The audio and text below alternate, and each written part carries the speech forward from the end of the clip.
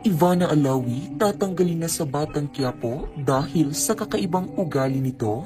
Usap-usapan ngayon sa social media ang isang artikulong inilabas ng media site na Bandera sa kanilang Facebook page patungkol sa aktres na si Ivana Alawi na di umano'y malapit ng mamaalam sa kanyang karakter sa Batang Quiapo bilang si Bubbles. Matatandaan kamakailan na naglabas ng photo teaser ang Kapamilya Online World na kung saan nakasaad dito kung sino sa mga karakter sa Batang Quiapo ang susunod na magpapaalam sa palabas. Isa nga sa napasama sa larawan ay si Bubbles na siyang ginagampan ng karakter ni Ivana Alawi. Samantala, isang pasabog nga ang inilabas ng artikulo ng Bandera kaugnay sa di umano'y pagtanggal sa isang karakter sa Batang Quiapo dahil sa pag-uugali nitong diva.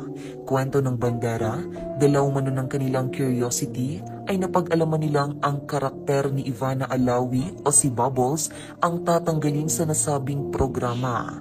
Ito ay galing mismo sa isang personal assistant ng isa sa cast ng Batang Quiapo na nakausap nila. Si Bubbles po tatanggalin na raw.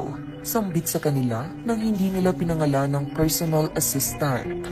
Nang matanong naman nila kung nakapag-last taping na ito, ay ito ang naging kasagutan. Opo, nakapag-last taping na si Bubbles. Ibinahagi rin ng personal assistant ang di umano'y dahilan ng pagligwak kay Ivana Alawi sa teleserye. Lagi po kasing hindi pwede si Bubbles pag may taping, may lakad, tapos pag pinakikiusapan siyang mag-extend ng oras, ayaw niya, umaalis na agad, saka po hindi masyado nakikipag-usap. Kwento naman ng Bandera, matagal na umano nilang naririnig ang pag-uugali ni Ivana Alawi sa Batang Quiapo katulad ng hindi namamansin o namimili ng papansinin at iba pa. Buong pahayag nila, matagal na naming naririnig na hindi namamansin o namimili ng papansinin si Ivana sa set ng Batang Quiapo.